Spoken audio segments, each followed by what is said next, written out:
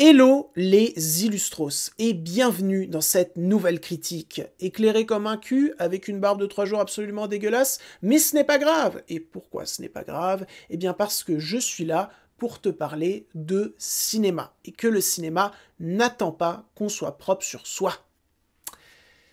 Ça ne veut rien dire. Aujourd'hui, je vais te parler, tu l'as vu dans le titre de la vidéo, sur la miniature de la vidéo, de Nouvelle Vague, le nouveau long métrage de Richard Linklater. Richard Linklater, réalisateur entre autres, dernièrement, de l'excellent Hitman avec Glenn Powell, ou encore de Boyhood, ou encore de la trilogie Before. Nouvelle Vague, qui est un long métrage que j'attendais sans attendre. Alors pourquoi je l'attendais dans un premier temps? Eh bien parce que je suis plutôt client du cinéma de Richard Linklater. Et pourquoi je ne l'attendais pas dans un second temps? Eh bien parce que je ne suis pas client de la nouvelle vague française. Non pas que ça m'intéresse pas, j'ai déjà entendu pas mal de choses dessus, lis beaucoup d'articles dessus, écouté des personnalités de la nouvelle vague, mais je n'ai jamais vu un seul film de la nouvelle vague, parce que j'attends de me faire un cycle de longs métrages appartenant à ce mouvement pour bien en profiter, pour bien l'analyser. Quand je suis allé voir le film, j'y suis donc allé en terrain semi-miné. Et est-ce qu'il m'a plu? Je vais vous le dire dans quelques instants, mais avant cela, continuons un petit peu la présentation de Nouvelle Vague de Richard Linklater. Un film qui compte à son casting Guillaume Marbeck, Zoé Deutch ou encore Aubry Dulin. Et alors, qu'est-ce qu'il nous raconte, ce film? Ceci est l'histoire de Godard tournant à bout de souffle, raconté dans le style et l'esprit de Godard tournant à bout de souffle. J'adore ce résumé. Chaque film est constitué de 5 films différents. Le film qu'on écrit, le film dont on distribue les rôles, le film qu'on tourne, le film qu'on monte, et le film qu'on sort.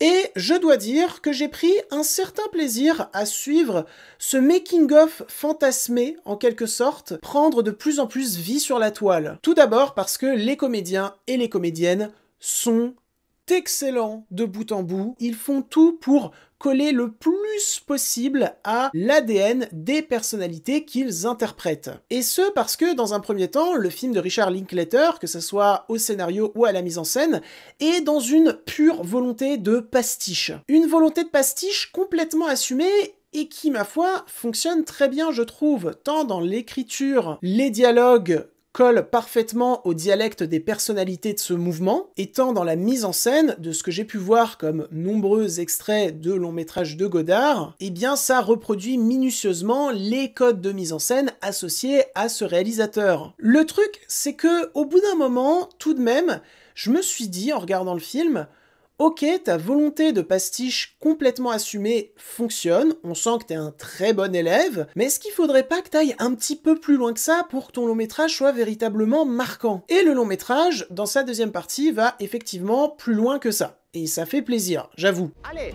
entrons dans l'histoire du cinéma.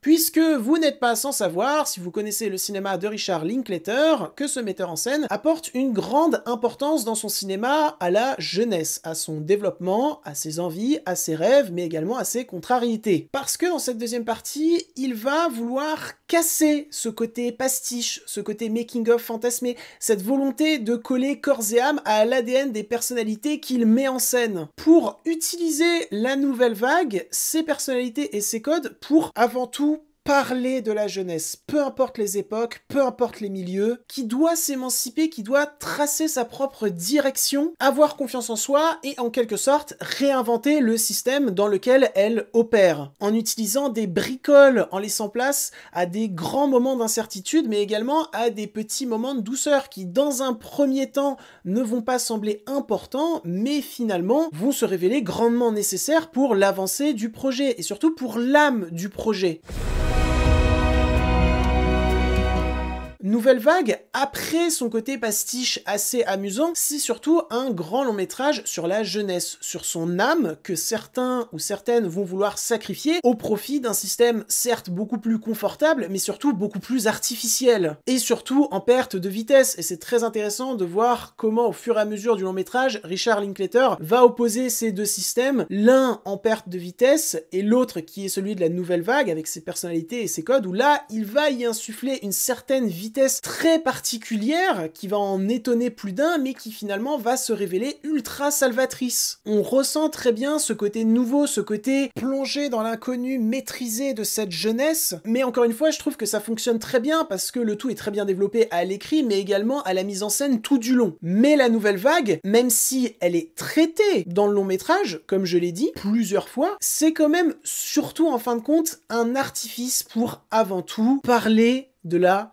jeunesse et du cocon rempli d'ambition, de rêves et surtout de liberté dont elle fait partie, qu'il faut absolument chérir par-dessus tout, avec beaucoup de tendresse, beaucoup d'espoir, beaucoup de renouvellement. Et donc le long métrage m'a profondément touché là-dessus, sur son dialogue sur la jeunesse d'une époque qui répond à la jeunesse d'aujourd'hui, parce que je vois en le long métrage de Richard Linklater, qui est un Américain qui vient de parler de la nouvelle vague française, un message envers tous les jeunes cinéastes du monde qui auront la chance de voir son film, notamment les jeunes cinéastes américains, un message d'espoir, un message qui dit, même si la route peut vous sembler barrée, si vous avez l'impression qu'il y a un grand nombre de gens qui ne souhaitent pas votre réussite, eh bien il y aura toujours, mine de rien, un petit groupe de personnes qui sera prêt à rejoindre votre aventure de jeunesse et en faire quelque chose de grand grâce à cette force que vous allez cultiver tous ensemble. Avec vos idées propres à vous, avec tout ça, eh bien, vous pouvez tout de même arriver à changer votre monde. S'ils veulent la nouvelle vague,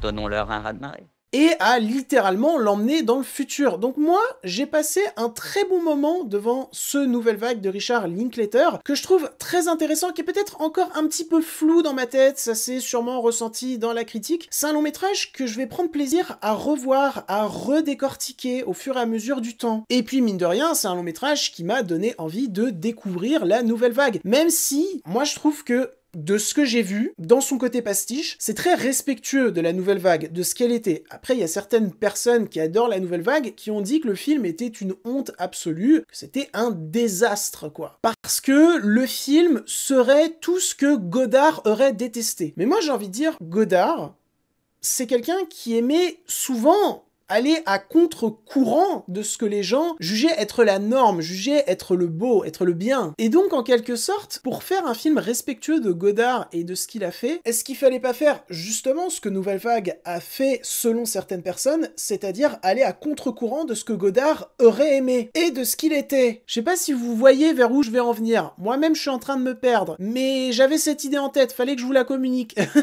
Nouvelle Vague de Richard Linklater, de par sa volonté intrinsèque, c'est un long métrage qui va diviser. C'est un long métrage que certains vont trouver malade et que certains vont trouver admirable. Moi, je dirais que je le trouve aucun des deux. Je trouve que c'est un bon film. Un bon film que j'ai déjà très envie de revoir, qui a sûrement des lacunes, bien sûr. Peut-être que d'ailleurs, je les repérerai une fois que j'aurai découvert plusieurs longs métrages de la nouvelle vague, de Godard ou encore de Truffaut. Mais reste un long métrage qui, par son côté clivant, mine de rien, m'a proposé du cinéma. Et ça, je trouve ça bien. Je remercie Richard Linklater pour ça. Et s'il vous plaît, les fans hardcore de la nouvelle vague de Godard, ne me tombez pas dessus, je n'ai strictement rien contre vous, je n'ai strictement rien contre Godard, contre la nouvelle vague, j'ai qu'une seule hâte, c'est de découvrir tout ce pan cinématographique qui me manque cruellement à ma cinéphilie, je le sens. Voilà, soyons dans l'entente. C'est cool, l'entente.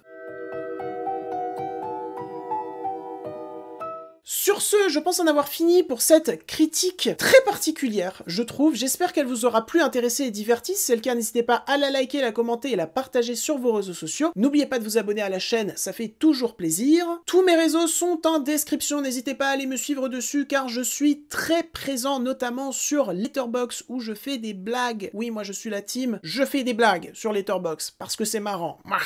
Je ne sais absolument pas pourquoi j'ai imité un crapaud dans mon dernier rire. Bref, je m'en vais côtoyer d'autres univers, probablement ceux de la nouvelle vague, et je vous dis salut!